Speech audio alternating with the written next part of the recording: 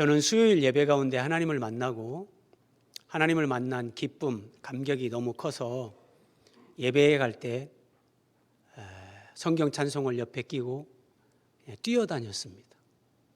평범하게 걸어서 예배를 갈 수가 없었습니다. 그냥 그 기쁨이 너무 크고 주체할 수 없는 감동, 감격이 저를 사로잡았기 때문에 하여튼 막 예배당을 뛰어다녔습니다. 그렇게 믿음 생활을 한 6개월 너무나 행복하게 했는데 이상하게 제 마음에 막 그 하나님이 주시는 충만한 은혜가 조금 싹 이렇게 사라지는 것 같으면서 뭔가 조금 막 왜 이러지? 왜 이러지? 하면서 뭔가 처음 경험하는 그런 힘든 것이 왔습니다. 처음이라 그때는 이해를 못했죠.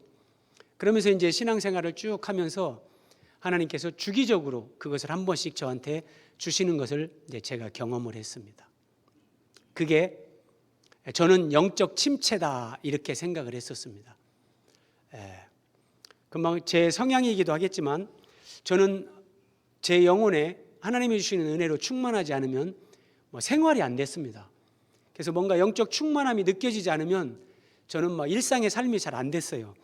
회사 가도 일을 할 수가 없었어요. 그래서 그럴 때 저는 월차 휴가를 내고 혼자 기도하는 시간을 갖습니다. 하나님, 그 충만한 은혜를 회복시켜 주십시오. 그거 없이는 못 살겠습니다. 그렇게 하면서 이제 몇 년을 이게 하나님이 한 6개월에 한 번, 어떤 때는 3개월에 한 번 이거를 그렇게 허락하신다는 걸 제가 알았어요. 그러다가 이제 오랜 세월이 지나고 하나님이 깨닫게 하신 것은 이거였습니다. 이것을 통해서 이런 영적 침체에 하나님이 빠지는 그 충만함이 사라지고 너무나 간절하게 하나님을 바라보면서 정말 하나님이 아니면 나는 살 수 없습니다. 그 간절함과 그 처절함으로 하나님만 바라보게 하시는데 그걸 통해서 나를 세워가시는 하나님의 연단 과정, 이 영적 침체에 하나님의 은혜가 있구나, 제가 이런 것들을 깨닫게 됐습니다. 그래서 지금은 돌이켜보면 그런 영적 침체의 과정들을 통해서 저를 훈련하시고 연단하신 하나님의 은혜가 얼마나 감사한지, 만약 그 과정이 없었다면 저는 지금 여러분들 앞에 서 있을 수 없습니다. 지난주 금요일까지 우리가 주보에 나와 있는 묵상 본문 스가랴서였습니다. 이제 스가랴서 묵상이 끝났는데 스가랴서 묵상을 하면서 특별히 3장에서 하나님이 저에게 큰 은혜를 주셔서 오늘 그 말씀을 나누게 됩니다. 우리 말씀을 보면서 영적 침체에서 우리를 회복시키시는 하나님의 놀라운 은혜를 함께 상고하겠습니다. 먼저 믿음의 사람들이 왜 영적 침체에 빠지는가, 몇 가지 이유가 있습니다. 영적 침체에 빠지는 이유, 첫 번째, 하나님이 우리에게 순종을 훈련시킬 때입니다. 제가 성경을 연구하기 위해서 수원으로 이사를 가고 이제 수원에서 분당으로 이제 전도사 사역을 이제 오고 가면서 했는데 하나님께서 그때 저에게 영적 침체를 경험하게 하는데 그 기간이 1년이 지났습니다. 1년 동안 그 충만한 은혜가 없이 산다는 거 보통 힘들고 어려운 게 아닙니다. 그냥 주중에는 그나마 견딜 수 있습니다. 그런데 주일이 다가오면 저는 교회 전도사로서 유치부 설교를 하고 청년부 설교를 해야 됩니다. 그런데 이 충만함이 없는데 정말 그 무력한 상태에서 설교를 한다는 건 정말 힘듭니다. 할 수가 없죠. 그래서 한 번은 수원에서 분당까지 새벽 기도를 갔습니다. 그리고 기도를 했습니다. 하나님, 아니 이렇게 사역을 하게 하시고 이렇게 충만한 은혜를 안 주시면 저보고 어떻게 하라고 이러십니까 하나님. 1년이 넘었습니다. 하나님, 제발 충만한 은혜를 회복시켜 주십시오. 그때 하나님이 저에게 이런 말씀을 주셨습니다. 나는 네 영적 상태가 어떠하든지 네가 영적으로 충만하고 뜨거워서 하나님을 위해서 목숨도 바칠 수 있는 그런 뜨거운 열정으로 하나님을 섬기든지 그냥 영적 침륜 가운데 그 뜨거움이 없이 정말 냉랭하다 할지라도 내가 너의 하나님이라는 이 사실 하나만으로 내가 너에게 맡긴 그 사역을 그냥 묵묵히 감당하는 사람이 되기를 내가 원한다. 하나님이 이렇게 말씀하시더라고요. 저는 제 영혼의 상태가 충만하냐 뜨겁냐 아니면 그렇지 못하느냐 늘 여기에 신경을 쓰고 막 그 충만한 그 기쁨이 넘치는 영혼의 희열이 넘치는 그것을 하나님 앞에 달라고 늘 기도를 했는데 하나님은 네 상태가 어떠하든지 나는 상관없고 내가 너의 하나님이라는 이 사실 하나만으로 내가 너에게 맡긴 일을 네가 묵묵히 감당하는 나는 그것을 원한다. 제가 굉장히 놀랐습니다. 하나님 알겠습니다. 그 뒤로 저는 제 상태에 이제 연연해 하지 않고 하나님이 허락하시는 영적으로 충만하든지 영적으로 냉랭하든지 그냥 하나님이 맡기신 일을 그냥 묵묵히 그렇게 하는 사람으로 변화가 됐습니다. 제가 이렇게 변화되기 전에는 영적으로 충만하고 좋을 때는 정말 주님을 위해 내가 목숨을 바치겠나이다 이런 열정과 헌신이 제 속에서 막 불일 듯이 일어납니다. 근데 영적으로 다운이 되면 아무것도 못해요. 기복이 너무 심했었죠. 그래서 하나님이 그런 부분을 훈련을 시켰는데 이 부분이 훈련이 되지 않으면 여러분 우리가 정말 이 박해 시대 어려운 시대를 만나면 기도도 할 수 없을 때가 있습니다. 우리가 살아가면서 그런 환경에 빠질 경우가 있습니다. 기도도 내 마음대로 할 수 없을 그때 내가 하나님의 사람으로 하나님의 주권을 인정하며 하나님 말씀대로 살아가는 사람이 못 됩니다. 그래서 내 영혼의 상태 이걸 점검하고 하나님 앞에서 그걸 위해 기도하는 건 필요하지만 그것이 절대적인 게 아닙니다. 하나님이 나의 하나님이라는 거, 예수 그리스도 그분이 나의 주님이시라는 거 이것이 분명하면 하루하루 주님 앞에서 그렇게 사는 것이 더 소중하다는 겁니다. 자, 영적 침체에 빠지는 이유 두 번째, 하나님이 나의 자아를 처리하실 때입니다. 오늘 본문에도 나오는데 천상에서 하나님이 어전회의를 하십니다. 천상의 어전회의에 사탄이 등장을 합니다. 욥기 1장에도 보면 하나님이 천상에서 회의를 하는데 사탄이 거기에 함께 참석을 합니다. 사탄은 하나님이 주권적으로 허락하시는 범주 안에서 움직입니다. 그런데 인간의 타락한 자아는 하나님을 저주하기도 합니다. 하나님의 영광을 가로채기도 합니다. 하나님을 발로 차기도 합니다. 그래서 우리가 성경을 깊이 보시면 사탄보다 더 무섭고 악한 것이 자기 중심적인 타락한 나의 자아라는 것을 알게 됩니다. 그런 자아가 그대로 있는 상태에서 하나님은 우리에게 하나님의 사역을 맡기지 않습니다. 작은 것들을 맡길 수 있지만 결정적인 정말 하나님의 사역, 영혼을 죽이고 살리는 사역, 교회를 세우는 이런 사역을 만약에 자아가 처리되지 않았는데 맡기면 결정적인 순간일 때마다 하나님의 영광이 나타나는 것이 아니라 그 사람의 자아가 거기에서 드러나면서 하나님의 사람들을 다치게 하고 교회를 교회되지 못하게 만듭니다.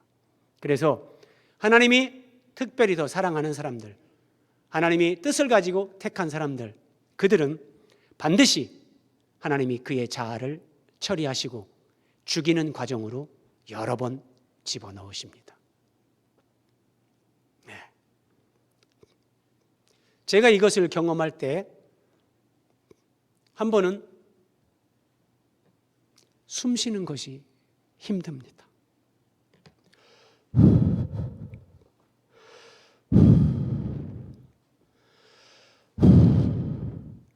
하나님, 숨 쉬는 게 힘듭니다.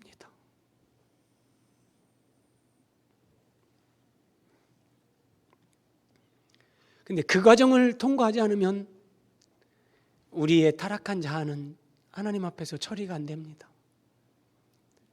내 자아가 처리된다는 것은 내 자아의 생명을 예수님의 생명이 대체하는 겁니다. 내 자아가 죽는 만큼 예수님의 생명이 내 안에서 내 주인이 되고 내 생명이 되는 겁니다. 이것이 신앙에서 가장 깊은 단계의 비밀입니다. 그래서 여러분, 이런 과정에 들어가면 누구든지 영적 침체에 빠집니다. 하나님, 견딜 수 없습니다. 하나님, 너무 힘들고 고통스럽습니다. 근데 저는 이제 분명하게 고백합니다.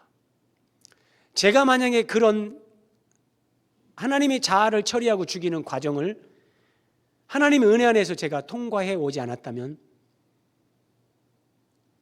저는 어떤 경우에도 이 자리에 있을 수가 없습니다. 여러분, 지난주에 우리가 그 말씀에 대해서 죽고 사는 것이 혀의 힘에 달렸다, 이런 말씀을 상고했는데, 많은 사람들이 다른 사람들에게서 어떤 사람에 대해서 좋지 않은 얘기, 어떤 얘기를 듣습니다. 여러분, 그런 얘기를 들었을 때 내가 이게 참 덕스럽지 못하고 은혜되지 않는 얘기다, 어떤 사람의 이렇게 허물을 들추는 그런 얘기다,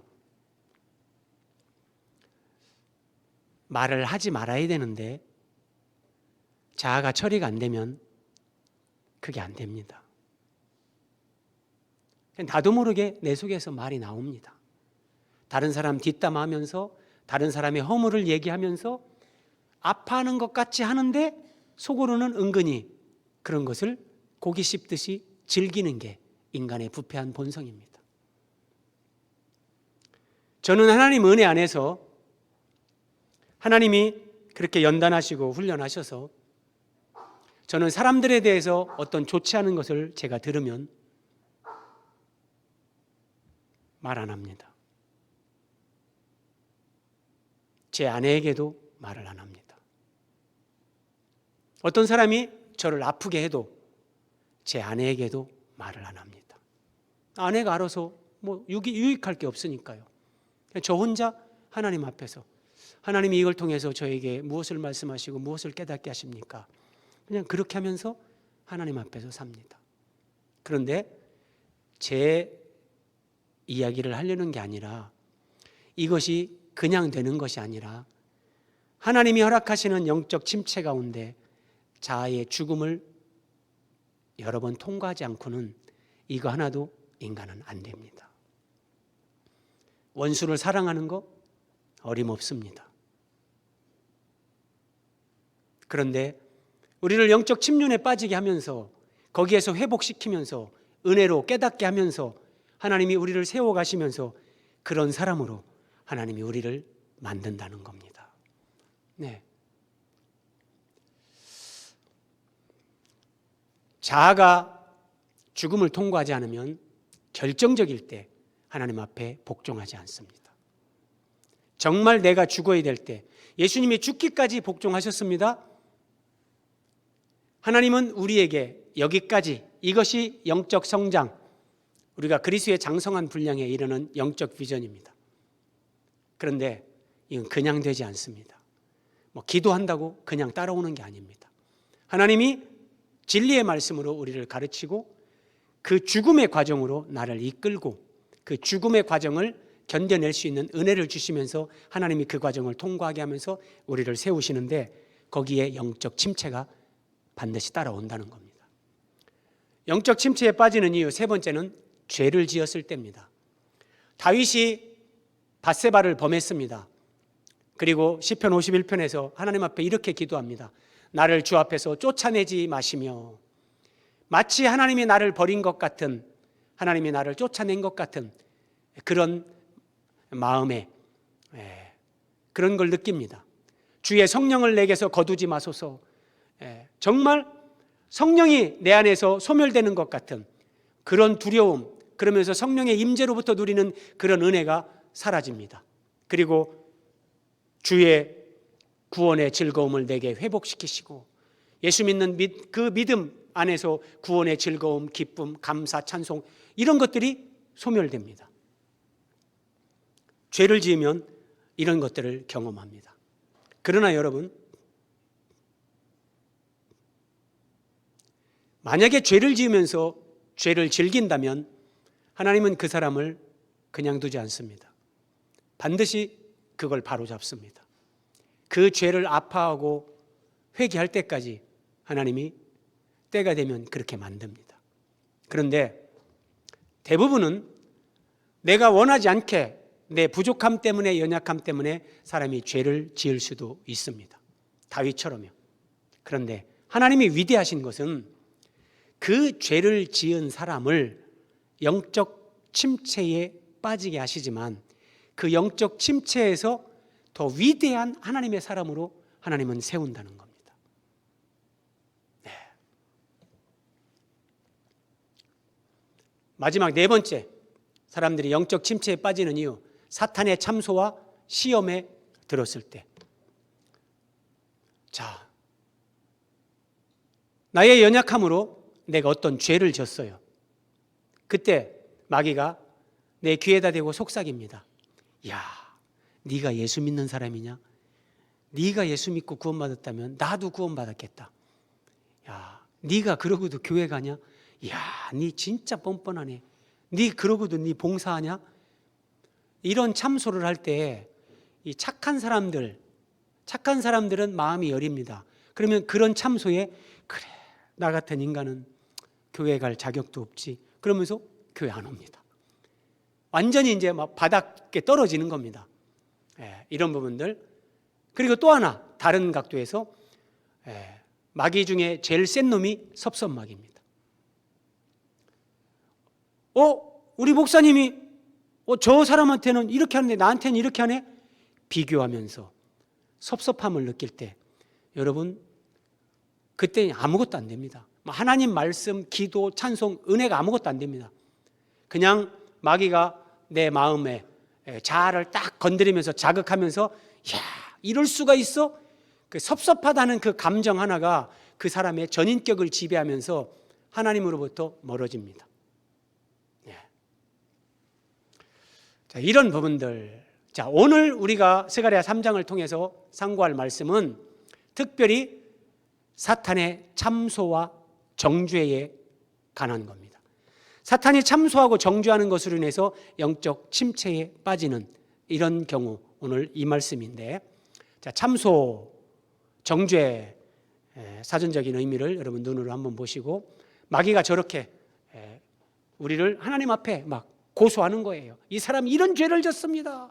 이 사람은 그래서 하나님 죄인입니다. 벌을 줘야 됩니다. 이런 것들이 참소, 정죄인데, 자, 오늘 본문을 한번 봅니다.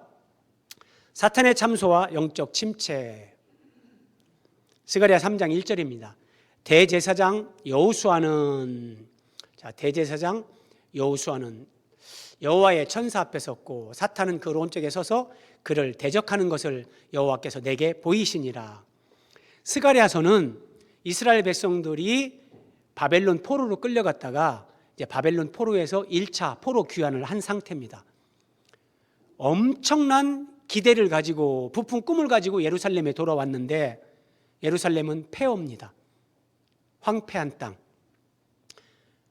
하나님의 은혜로 성전 재건을 시작했는데 이게 방해하는 세력들이 너무 많고 어려움에 봉착하면서 성전 재건 공사도 오랫동안 이제 중단이 된 상태입니다. 우리나라가 해방이 되면 이제 살기 좋은 나라가 될 거라고 사람들이 그렇게 꿈을 꾸면서 조국의 독립을 위해 사람들이 노력을 했는데 해방이 되고 나니까 이게 뭐 가난, 빈곤이 사라집니까? 그대로죠. 좌익, 우익의 대결 가운데 날이면 날마다 죽이고 죽이는 일들이 벌어지죠. 거기에다가 이제 뭐 또 전쟁이 일어나죠. 이야, 조국에 소망이 없는 겁니다. 예루살렘에 돌아왔는데 소망이 보이질 않는 겁니다. 그래서 대제사장 지도자인데 여호수아부터 이제 이스라엘 백성들이 전부 다 영적 침체에 빠지는 거예요. 하나님이 예루살렘에서 이제 우리에게 새로운 번영을 주실 거라고 생각하고 바벨론에서 그 먼 길을 돌아왔는데 하나님이 이게 뭡니까? 어떤 소망도 보이지 않습니다. 이런 상태. 자, 그런데 그 대제사장 여호수아가 이제 천상 하나님의 나라에 하나님 앞에 서는 겁니다. 하나님께서 그래서 영적 침체에 빠져 있는 이스라엘 백성들에게 소망을 주기 위해서 8가지 환상을 보여줍니다. 스가랴서 전체에 8가지 환상을 보여주는데 오늘 스가랴 3장에 나오는 이 대제사장 여호수아 옷을 벗기고 옷을 입혀주는 이 환상은 4번째 환상입니다. 자, 환상을 보여주는 겁니다. 대제사장 여호수아가 여호와의 천사 그리스도를 가리킵니다. 예수님 앞에 섰고 사탄은 그 여호수아 오른쪽에 서서 그를 대적합니다. 사탄이 여호수아를 참소하는 겁니다. 하나님, 이 사람은 대제사장 어림없습니다. 자격 없습니다. 이거 아닙니다. 막 참소를 하는 겁니다. 그러면 자, 사탄에 대해서 한 번 더 보십시오. 요한계시록 12장 10절에 보면 우리 형제들을 참소하던 자, 곧 우리 하나님 앞에서 밤낮 참소하던 자, 이게 사탄입니다. 사탄은 하나님 앞에서 하나님, 이 사람 보세요. 이 사람 교회 다닌다고 하면서 예수 믿는다고 하면서 이렇게 살고 있습니다. 이거 안 됩니다. 이거 하나님이 심판하셔야 됩니다. 하나님 앞에 참소하고 그리고 그 똑바로 살지 못하는 그 사람 귀에다 대고 그 사람 내면에 대고 막 참소하는 겁니다. 너는 죄인이다. 너는 자격이 없다. 너는 교회 갈 필요가 없어. 너 같은 게 무슨 예수를 믿는다고. 이렇게 밤낮 참소하는데, 그래서 사탄이란 말이 대적자, 하나님을 대적하는 거예요. 그리고 고소자, 우리를 하나님 앞에 막 고소하는 거예요. 왜 사탄이 대제사장 여호수아를 참소하는가? 자, 한번 보세요. 여호수아가 더러운 옷을 입고 천사 앞에 서 있는지라. 여호수아는 대제사장인데, 대제사장은 거룩한 대제사장 의복을 입어야 되는데 저렇게 더러운 옷을 입고 있는 겁니다. 근데 성경에서 옷은 그 사람의 행실, 행위, 삶을 가리킵니다. 그러니까 여호수아가 더러운 옷을 입고 있었다는 것은 여호수아는 이스라엘의 대표자예요. 오늘날로 하면 이제 모든 그리스도인들을 다 대표하는 그런 대표자. 그래서 저 여호수아가 우리 개인이라고 보면 틀리지 않습니다. 근데 이 여호수아가 더러운 옷을 입고 있다는 거예요. 하나님 앞에 눈에 보이는 예루살렘의 이 초토화된 환경 가운데 믿음이 없어요. 낙심하고 불평하고 더 이상 소망이 없구나.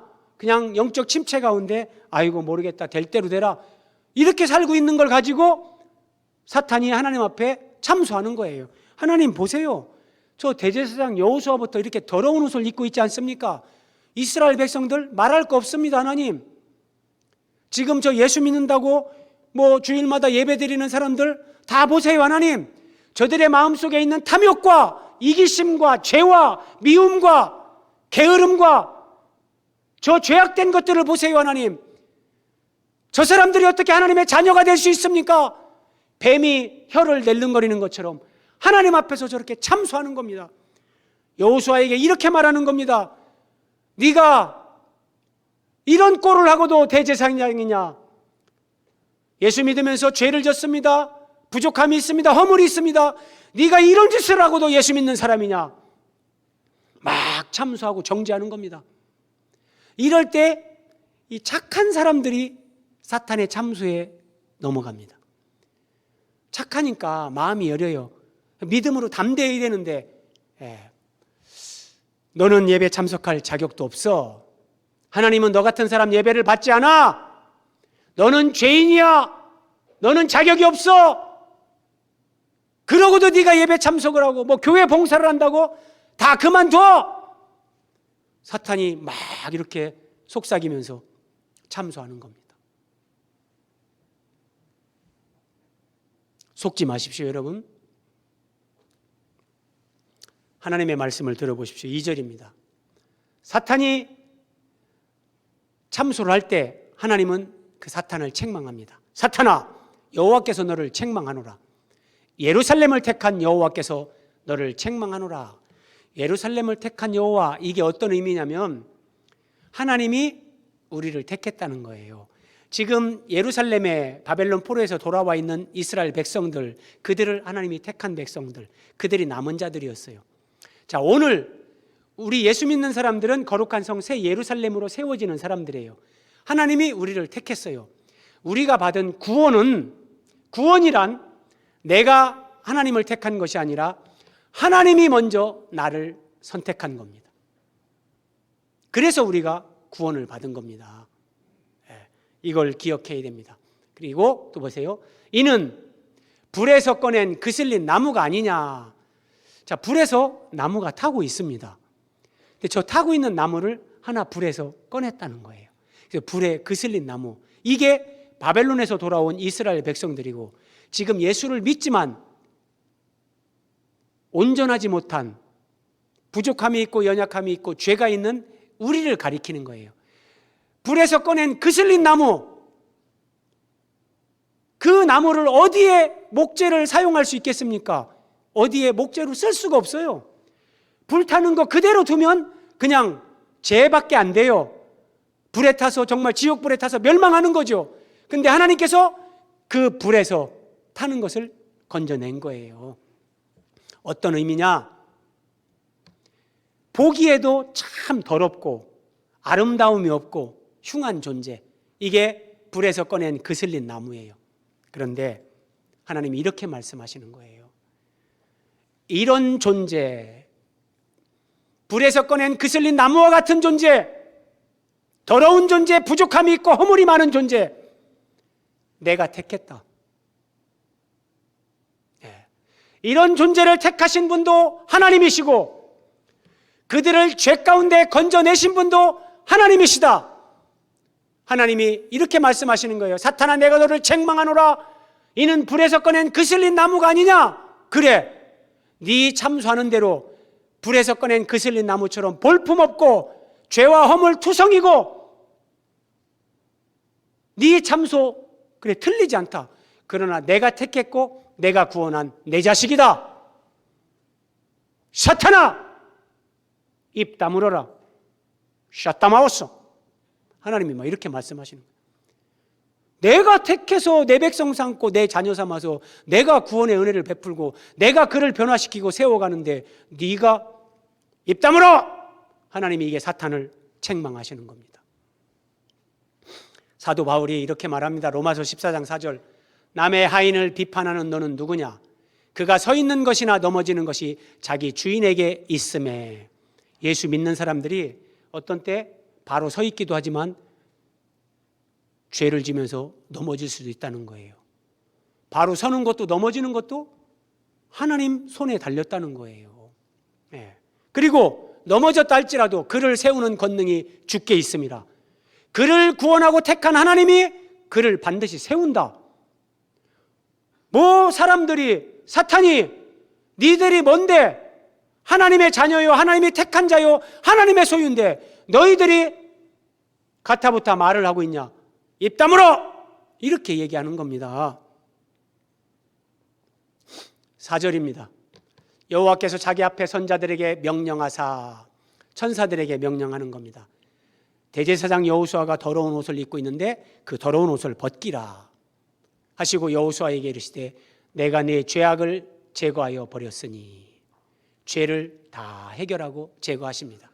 내게 아름다운 옷을 입히리라. 아름다운 옷을 입히리라. 여러분, 스가랴 3장 1절에서 10절 전체를 읽어보십시오. 대제사장 여호수아는 한마디도 말이 없습니다.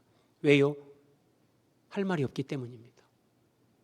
내가 봐도 참 내가 행실이 온전치 못하고 지금 더러운 옷을 입고 있는데 아무 말도 할 말이 없어요. 그런데 하나님께서 내가 네 죄악을 제거하였다. 내게 아름다운 옷을 입힌다. 이 죄를 제거하고 아름다운 옷을 입혀주는 거, 이게 구원의 옷입니다. 이것을 신학적인 용어로 이신칭의, 믿음으로써 하나님 앞에 의롭다함을 받는 거예요. 우리는 내가 거룩하고 완전한 존재라서 하나님이 그래 너는 구원받았다 그렇게 말씀하시는 것이 아니라, 인간은 다 죄인이에요. 그런데 하나님이 구원받는 길을, 예수 그리스도를 믿는 사람들에게 구원을 주시겠다고 약속하셨는데 그렇습니다. 나는 하나님 앞에 죄인입니다. 이걸 인정하고 그래서 나는 하나님이 우리의 구원을 위해 보내신 예수 그리스도를 내가 믿습니다 라고 하면 그 믿음 하나를 보고 하나님이 너는 의롭다. 너는 내 앞에서 깨끗하고 이제 선한 존재다. 이렇게 진짜 의로운 존재라서 의롭다고 하는 것이 아니라 의롭지 않지만 믿음으로 의롭다함을 받는 거예요. 그래서 의롭다 하나님이 칭해 주는 거예요. 이게 복음입니다. 복음, 기쁜 소식, 복된 소식. 죄 때문에 사탄의 참소 가운데 늘 의기소침하고 늘 침체돼서 자신감 없이 무력하게 살던 사람이 예수 그리스도를 믿고 이 하나님의 칭의의 은혜를 입고 구원의 옷을 입고 이제 활력 넘치게 당당하게 믿음으로 살아가는 그런 사람이 되는 거예요. 스가랴 선지자가 환상을 보면서 하나님이 죄를 제거하시고 더러운 옷을 벗기고 막 아름다운 옷을 입혀주는 것을 딱 보면서 스가랴 선지자가 막 흥분을 한 겁니다. 그래서 스가랴 선지자가 자기도 모르게 말을 합니다. 내가 말하되 하나님 그 대제사장 여호수아에게 정결한 관을 머리에 씌워 주십시오. 이렇게 얘기를 한 거예요. 그랬더니 정결한 관을 그 머리에 씌우며 대제사장 이 머리에 저렇게 세마포로 만든 관, 그리고 이 테두리에 이렇게 여기에 여호와께 성결 이렇게 글자를 새겨서 저렇게 해서 대제사장이 저 세마포 관을 머리에 쓰는 겁니다. 그리고 옷을 입혔다. 여호와의 천사는 곁에 섰더라. 여러분 잘 보세요. 5절에서 여호와의 천사가 곁에 섰다. 이 여호와의 천사는 하나님의 제2위이신 그리스도를 가리키는 거예요.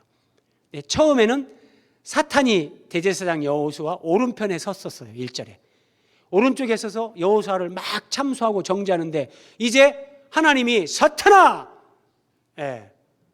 입 다물어. 사탄이 책망받고 도망가고 예수님이 그의 곁에 있는 거예요. 기가 막힌 모습이죠.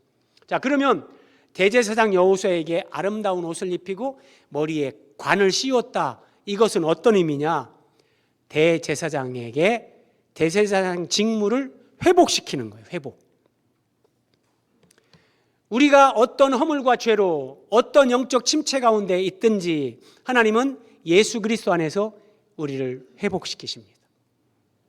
오늘 본문을 통해서 하나님이 이걸 우리에게 말씀하시는 거예요. 이거를요.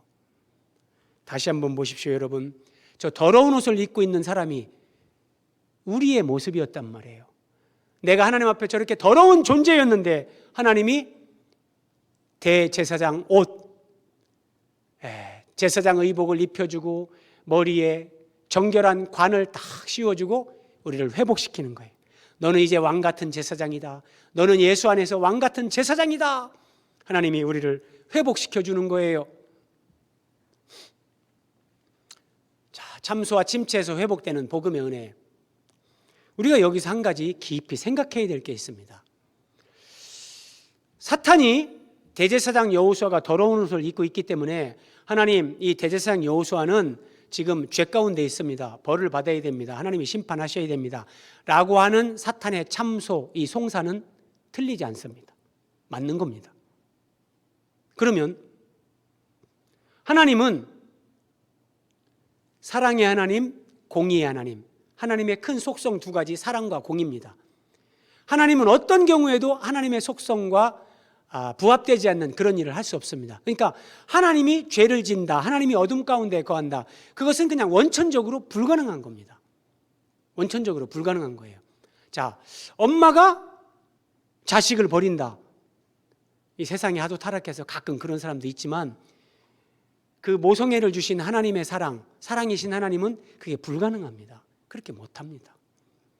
마찬가지로 사람이 죄를 지면 죄의 싹은 사망, 죽음입니다. 예, 그게 하나님의 공의예요. 그런데 많은 사람들이 하나님을 오해해요. 하나님은 전능하신 분이고 창조주고 창조주니까 하나님 마음대로 죄 용서해주고 그래 죄 없었던 걸로 해줄게 그렇게 하면 되는 거 아닌가? 그게 안 돼요. 그러면 하나님은 하나님이 될 수 없습니다. 그럼 사탄이 하나님도 참소하는 거예요. 하나님, 어떻게 하나님이 하신 말씀을 하나님 스스로 안 지킵니까? 선악을 알게 하는 나무의 열매를 먹으면 반드시 죽으리라 했는데 왜 형벌을 안 내리십니까? 그럼 하나님도 할 말이 없고 하나님이 될 수가 없는 거예요.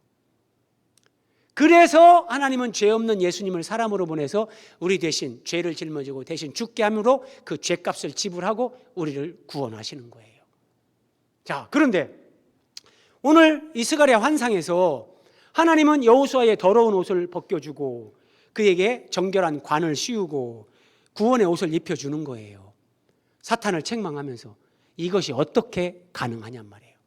만약에 구약시대에 하나님이 이렇게 하는 것이 가능한 것이 0.1%라도 그런 가능성이 있다면 그렇게 우리를 구원하면 되는 거예요. 예수님이 십자가에 안 죽고. 그런데 예수님의 십자가 그 구속의 은혜 외에는 우리가 이렇게 될 방법이 없어요. 그래서 오늘 본문에서 우리는 예수 그리스도를 만납니다. 8절 대제사장 여호수아야, 하나님께서 여호수아에게 이렇게 말합니다. 너와 네 동료들은, 그러면 대제사장의 동료들은 제사장들입니다. 오늘날 예수님 안에서 왕같은 제사장, 모든 그리스도인들, 우리가 이제 제사장들이에요. 하나님은 우리가 이것을 알기를 원하시는 거예요. 네 동료들은 내 말을 잘 들어라. 이들은 예표의 사람들이라. 예표의 사람들. 자, 무슨 말이냐? 제사장들이 구약시대 제사를 지내잖아요. 근데 제사장도 예표다. 제사도 예표다. 거기에 드려지는 제물도 예표다. 다 예표라는 거예요.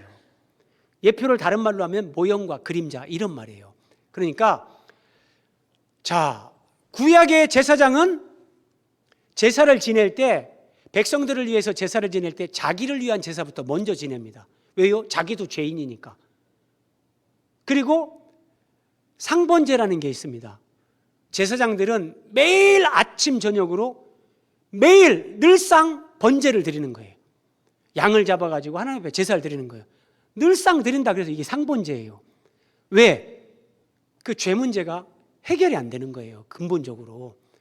그런데 그 제사를 드리는 대제사장, 제사장도 이 땅에 오시는 우리의 진정한 대제사장이신 예수 그리스도에 대한 예표고, 그 제물, 양을 잡아서 제사를 드리는데 그 양도 소도 자신의 몸을 속죄 제물로, 화목 제물로 주신 예수 그리스도에 대한 예표고, 그 제사, 제도 자체가 그리스도께서 우리를 위해 우리 속죄하실 그것에 대한 예표다. 이렇게 말씀하시는 거예요. 그러면서 이렇게 말씀하시는 거예요. 내가 내 종 싹을 나게 하리라 이러는데, 이게 무슨 말이냐면 내가 그 예표의 실체, 제사제도의 모형과 그림자의 실체이신 하나님의 아들 예수를 그리스도로 보내서 내가 대제사장의 더러운 옷을 벗기고 여호수아에게 아름다운 구원의 옷을 입히고 그에게 정결한 관을 씌워서 그의 직무를 회복시키는 것처럼 내가 예수 그리스도 안에서 너희를 진정으로 회복시킨다. 하나님이 이 말씀하시는 거예요. 자, 내가 내 종을 싹을 나게 하리라. 스가랴 3장 8절에서 하나님이 이렇게 말씀하셨어요. 이런 표현이 성경에 종종 나오는데 대표적으로 이사야 11장 1절 이새의 줄기에서 한 싹이 나며, 그리스도를 예언하는 이 메시아 예언에 관한 말씀인데, 여러분 이새가 누구냐? 다윗의 아버지입니다. 그러니까 이새의 줄기에서, 자, 이새의 혈통이 있는데 이새의 줄기에서 가지가 나오는 거예요. 그게 다윗이에요. 거기에서 한 싹이 나는 거예요. 그럼 뭐예요? 다윗의 자손으로 오시는 예수 그리스도, 이것을 하나님이 싹을 나게 하겠다. 이새의 줄기에서 한 싹이 난다. 이렇게 말씀하시는 거예요. 참 절묘한 표현입니다. 왜 이렇게 싹이라고 말씀하시냐? 이스라엘 백성들이 이미 나무가 잘렸어요. 그리고 밑에 그루터기밖에 안 남았어요. 그래서 그 그루터기에서 하나님이 싹이 나게 하는 거, 그래서 싹으로 묘사를 하면서 예수님을 보내서 우리를 그렇게 구원할 것을 하나님이 스가랴 3장 8절에서도 말씀하신 거예요. 자, 조금만 더 봅니다. 9절에서 하나님이 만군의 여호와가 말하노라. 내가 너 여호수아 앞에 세운 돌을 보라.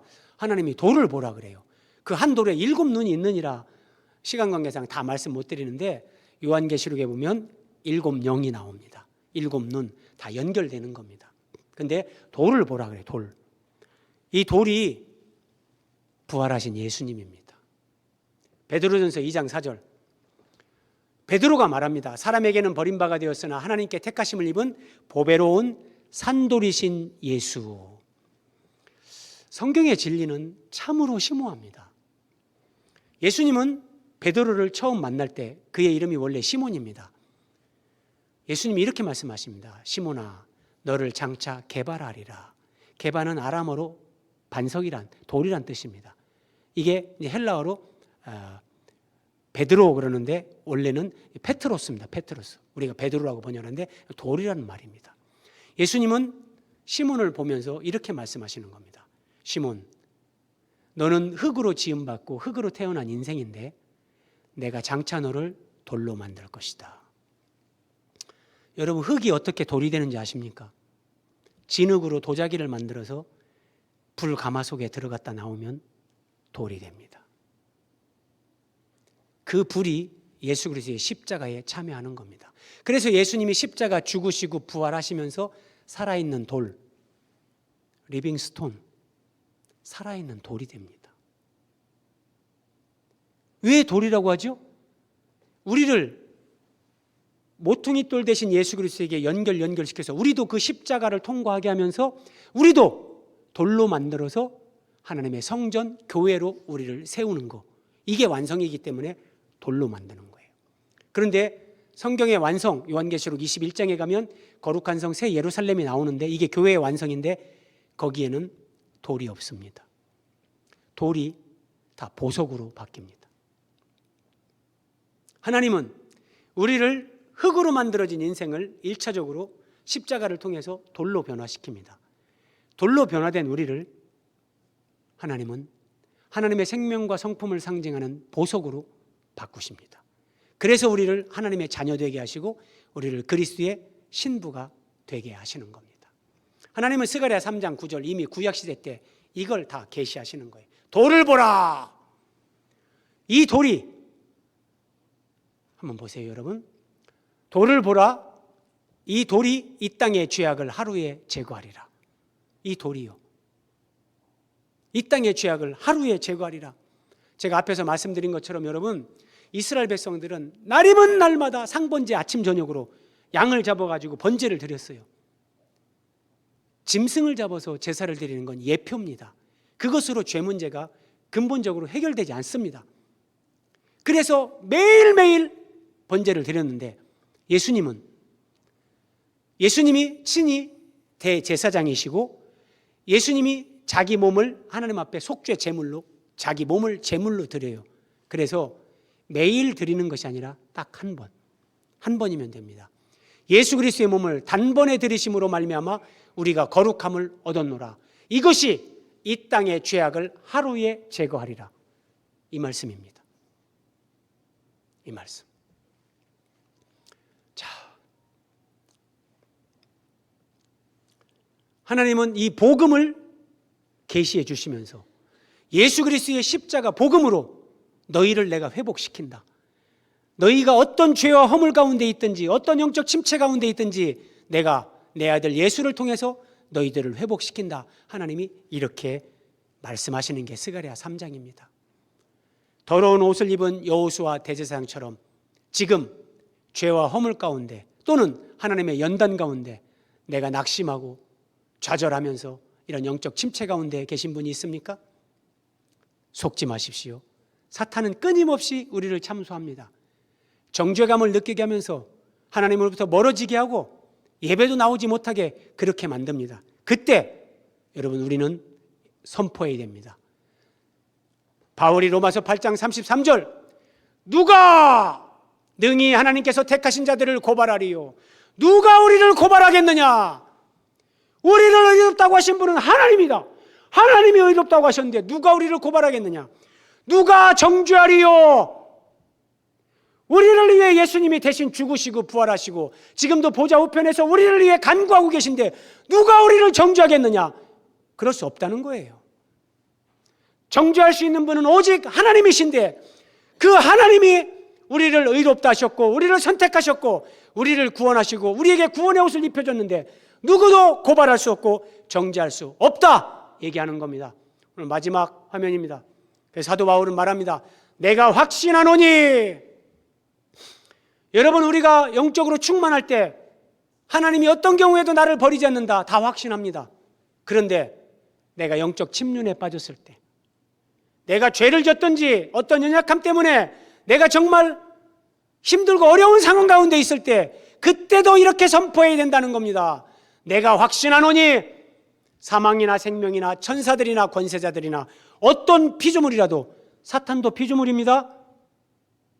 사탄도 천사도 권세자도 현재도 장래도 능력도 그 어떤 것도 우리 주 그리스도 예수 안에 있는 하나님의 사랑에서 끊을 수 없다. 이렇게 선포해야 되는 겁니다. 여러분들에게 사탄이 계속 그렇게 참소하고 여러분 마음속에 나 같은 건 정말 자격이 없다. 나는 예배 나갈 자격도 없다. 여러분, 그런 생각이 들고 그런 마음이 여러분 내면에서 들려올 때마다 선포하십시오. 오늘 말씀을 잘 기억하십시오. 하나님이 뭐라고 하셨습니까? 사탄아, 여호와가 너를 책망하노라. 내가 예루살렘에서 택한 백성들이 아니냐? 불에 끄슬린 나무가 아니냐? 하나님이 우리를 택하셨고 내가 불에 끄슬린 나무와 같이 쓸모없고 볼품없고 아름다움이 없는 존재인 것을 하나님은 아시면서도 나를 자녀 삼으셨고 나를 택하셨고 나를 위해 예수 그리스도가 십자가에서 목숨을 버리셨고 부활하셨고 보좌 우편에서 지금도 기도하고 있다. 사탄아, 네가 참소하는 것은 부분적으로 맞지만 예수 그리스도가 나를 위해 죽으셨고 부활하셨고 하나님이 내 아버지시고 나를 택하셨고 나를 사랑하시기 때문에 나는 하나님의 은혜 안에서 일어설 수 있노라. 너의 참소와 정죄를 내가 듣지 않노라. 사탄아 물러가라. 선포하면서 그 자리에서 일어나면서 승리하는 저와 여러분이 되시기를 예수님의 이름으로 축원합니다.